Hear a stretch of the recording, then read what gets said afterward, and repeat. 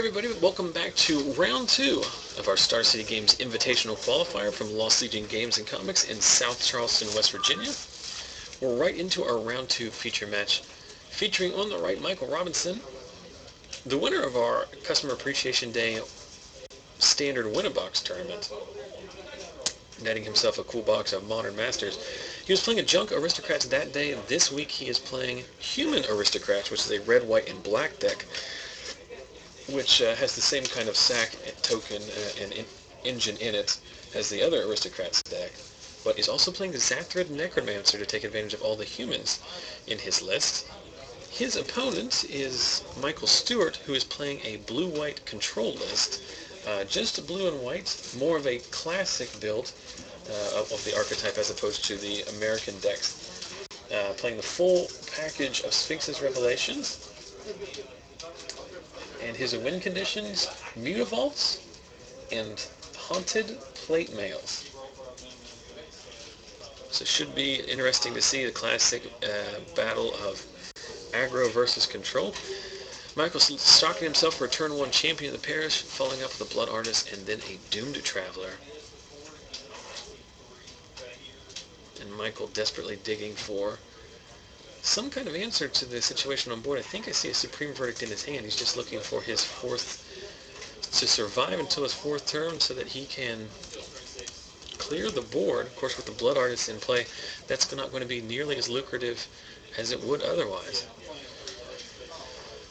So Mike Robb serving in with the Doom Traveler and a 2-2 champion of the parish. I guess Michael has the opportunity here, if he wants to chump the Doomed Traveler.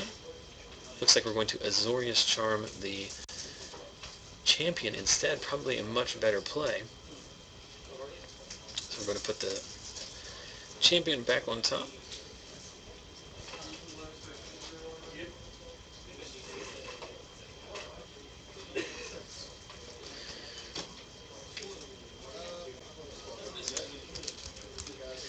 Michael drops to 16 off the 1 damage from the Doom Traveler.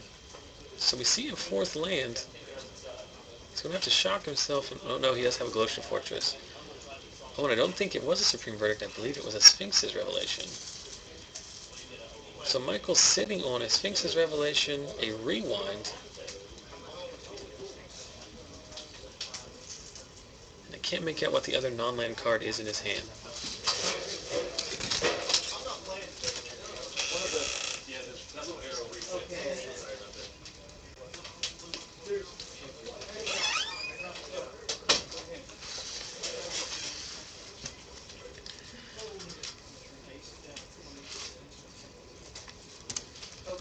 So we've got our life tracker situation sorted out there. As both of these guys are new to our feature match, as they play at the next door down, about 35 minutes away.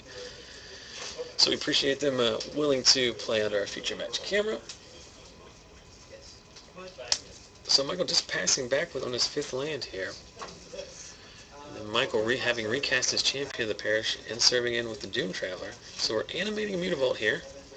Likely going to block the champion, I would imagine. No, we're going to take out the Doom Traveler. And then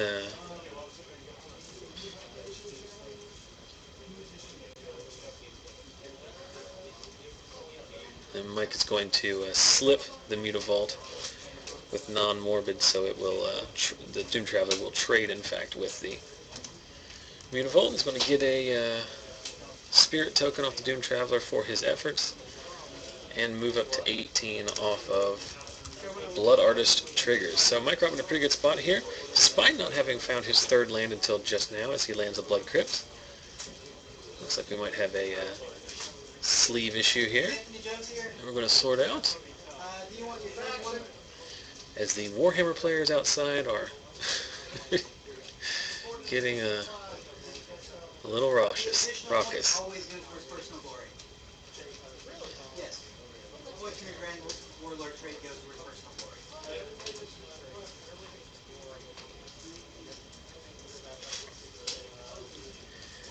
Interesting there. I think what Michael could have done is he could have animated his Mutavault. He could have rewound the spell with the mana that he had available, tapping the Mutavault as well.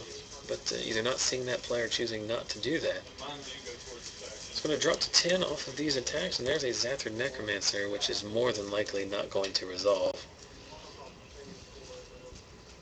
Looks like Michael Robinson figured it would not resolve, just holding it out there, offering it up into a counterspell, and that's in fact what we're going to see. So a rewind trade with the Necromancer. We'll see if Michael wants to pull the trigger on his Sphinx's Revelation this turn. No, he wants to just flash back his second, think twice. Looks like he's drawn into a think twice. So drawing a lot of cards, looking for some kind of sweeper to clear out the board state as it currently sits. Down to a not entirely comfortable 10 life.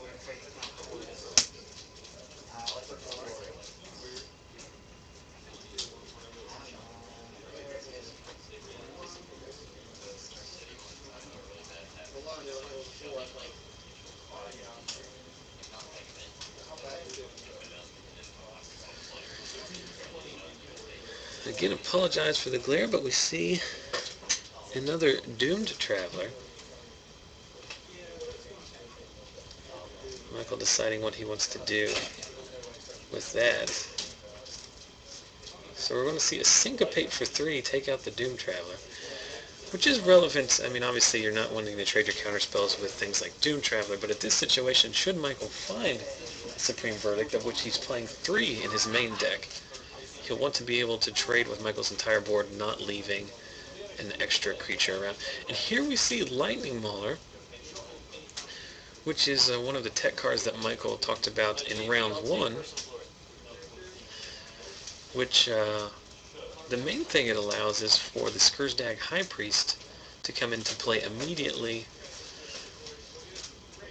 and immediately start making demon tokens as it grants it haste. So another Azorius Charm's going to take out that champion yet again, but Michael Stewart dropping down to 7 off of the attack.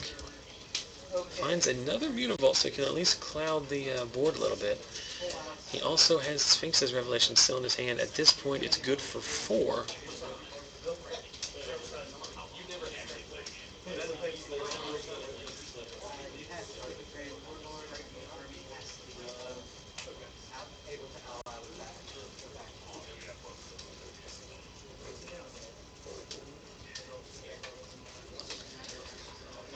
So flashing back another Think Twice,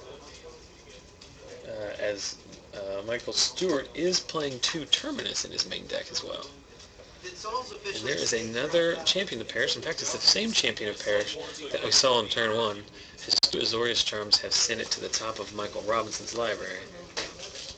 I'm not going to remove him. I'm not going to give him a new planet.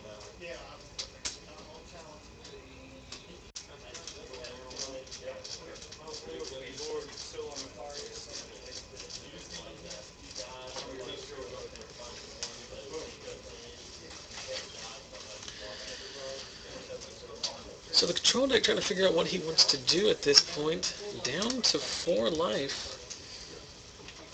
Sitting back on that Sphinx's Revelation for the maximum amount of time. He's going to rewind the Champion of the Parish. And then just ends his turn. So trying to maximize the amount of life he's going to gain off of this Supreme Verdict, and forcing Mike Rob to overextend possibly into this board state here. So the Sphinx's Revelation now good for 5. We'll put him up to 9. He's currently facing down 1, 2, 3 power of attackers. And I think this is the point where we have decided to pull the trigger on the Sphinx's Revelation. Nothing that Mike Rob can do in response.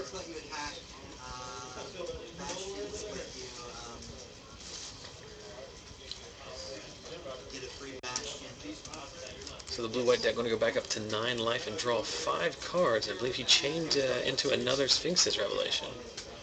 And then he'll resolve the 3 points of combat damage from the attack. And Mike Rob will run out another Zathered Necromancer. Again, I apologize for the glare.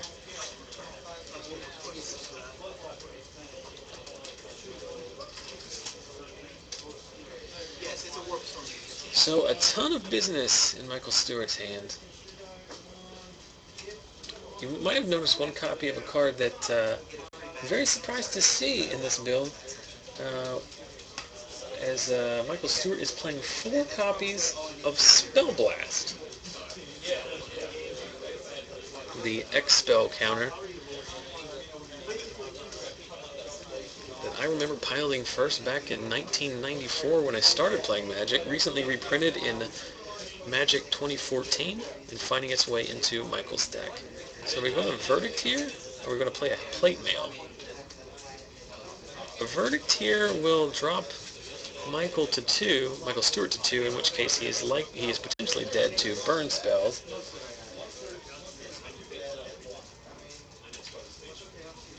Though looking at his list, it does not look like Michael Robinson is playing main deck burn.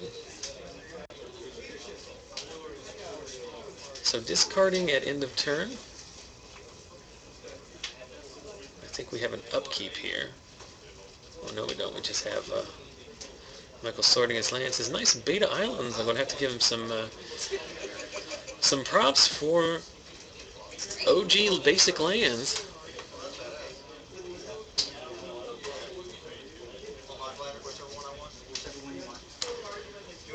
And there is Celestial Flare, forcing Mycrop to sack an attacking or blocking creature.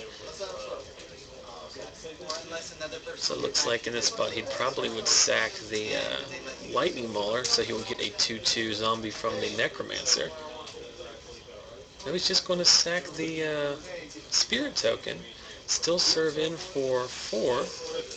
There is going to be a Blood Artist trigger.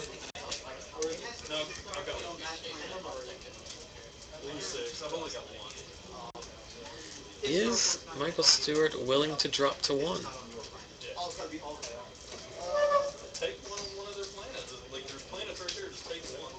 Dissipate is going to answer the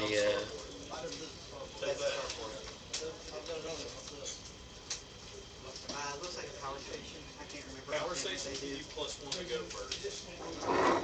Yeah, it's pretty good. Yeah, I thought the life total hadn't been updated there, but yeah. Michael Stewart had dropped to 1. So he's going to have to Sphinx his Revelation here just to claw back in it. He's still not found a copy of any of the sweepers in his deck. Obviously he's looking for Terminus as his main out here, as it will get around both Blood Artist and Necromancer. And there's a Revelation for 1, 2, 3, 4, 5, 6 this time. So put him up to 7. And after attacks, we'll put him back down to 3. And if Mycrob can find a sack outlet, if he can play a Cartel Aristocrat, he will be able to shotgun Michael Stewart out with the Blood Arch triggers. Me and Jonathan Wright are going to shotgun McHugh. Okay. Did you win? Yeah, Brave the Elements was clutch. It's a very good card. Like, turn 1 champ, turn 2 champ. He went after me with a Dead Sphere. And it was good. And the Tragic slipped on Mycrop's own creature. Good enough in response to do exactly as we talked about. Use Blood Artist triggers to kill Michael beyond the attack step. So Michael, very unfortunate in that game not to draw any of his sweepers, as looking over his list, he does have, as I mentioned, 3 Supreme Verdicts and 2 Terminus. In the sidebird,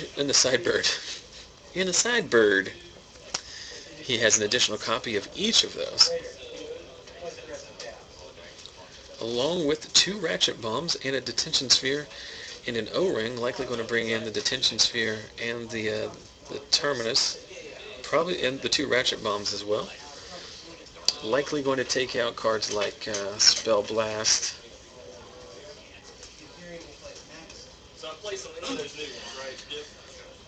And it'll be interesting to see exactly what he ends up taking out. Now let's take a look at Mike Rob's Human Aristocrats deck, red, white, and black aggro deck. In his board relevant cards, he plays 2 copies of Boros Charm and 2 War Priest of Thune. War Priest is a very interesting piece of tech in this deck, as it serves as a disenchant effect, which is obviously good against the O-Rings detention spheres, and most importantly, rest in peace that he expects his opponents to bring in the sideboarded games.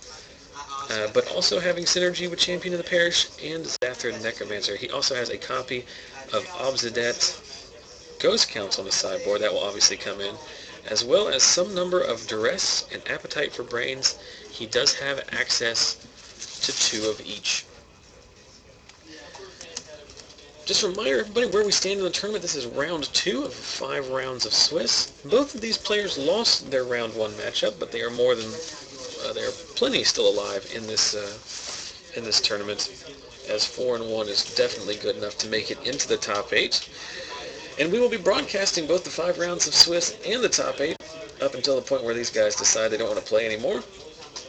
So you should have more than a couple hours of Magic content waiting for you throughout the afternoon and into the early evening. And thanks again to the 332 of you that are watching live, as we have currently broken our all-time stream record for simultaneous viewers, as earlier in round 1 we had 350 people watching. So thanks again for checking out our stream, and if you're enjoying the tournament we're broadcasting, make sure you click the follow button there on the Twitch screen. It's above and to the left on the old layout, and below and to the left on the new layout. And that will get you subscribed up to our channel, and we'll send you an email anytime our stream goes live. Obviously, we do a weekly F&M stream, mostly standard, but occasionally with drafts. Those fire every week, 6:30 p.m. Eastern is when that fires off. But if we ever do things that aren't necessarily planned, for example, like our Star City Games IQ and other impromptu events, they'll send you an email and let you know that we've decided to start streaming some imaginary wizard fights right here from the Magic Broom Closet. So we appreciate that if you can help us out and follow us on our various forms of social media, Twitter, Facebook, and subscribe to our YouTube channel, as everything we stream gets archived for posterity at youtube.com/ZachSellsMagic.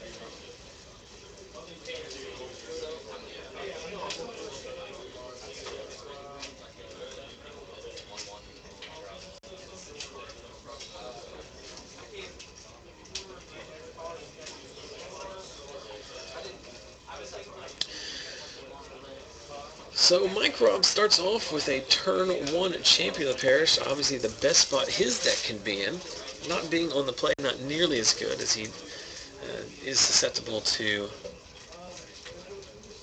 Azorius Charm in this spot, but it looks like that's not a card that Michael Stewart has in his hand. More importantly, I don't know if Michael Stewart has a 3rd land. I think he has a Think Twice, which we'll probably see cycled here. Michael going to shock himself. Looks like we've got a Lightning Mauler coming. And that is going to stick. It looks like a Celestial Flare is probably going to take out one of these two, more than likely the Lightning Mauler. There is a Celestial Flare, so Michael's going to have to choose to sack one. He is, in fact, going to sack the Mauler. And Michael Stewart's going to drop to 18 off of the attack.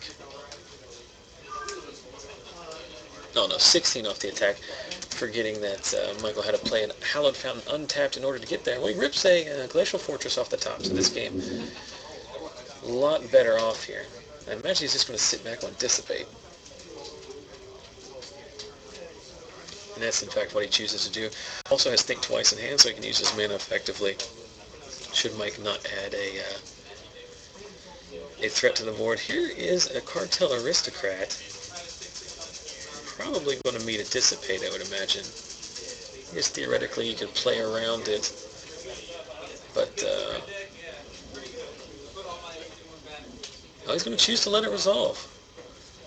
So it's going to pump the champion, allowing the champion to get in for 3, dropping Michael Stewart down to 13.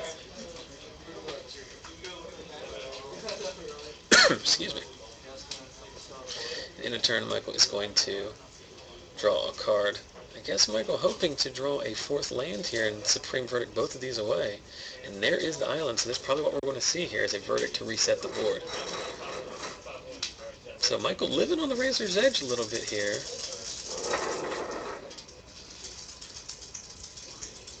Without not dissipating the Aristocrat, hoping to use the Sweeper to clear both threats, which is a more efficient use of his cards, but not having the 4th land. Running a little bit close. And there we see a Falcon Wrath Aristocrat, a card that seems to have lost a lot of favor in recent months. but who still puts in a considerable clock on your opponents. D-Sphere, the perfect answer for it at this point, but not before it gets in for a Flame Javelin's worth of damage, dropping Michael Stewart all the way down to 9. And there is a Blood Artist, a little bit late to the show, and there is the War Priest of Thune that we talked about showing up possibly, taking out the D-Sphere, buying back the Falcon Wrath Aristocrat, putting Michael down to 5. So we're going to need some other answer here. No Terminus off the top. There's a 6th land. Is that that's a Haunted Plate Mail. I guess Michael Stewart just hoping that he can miracle a Terminus here to live the dream. And that's exactly what we're doing here. So we'll see if there's a Terminus on the top. It was not a Terminus. It's a Sphinx's Revelation for 0. And that's it. So surprisingly enough, War Priest of Thune, the most important card, and the Terminus was the next card on the top of Michael's deck. So pretty unfortunate run for Michael Stewart there, as he just could not, had a lot of business in his hand, but just could not draw out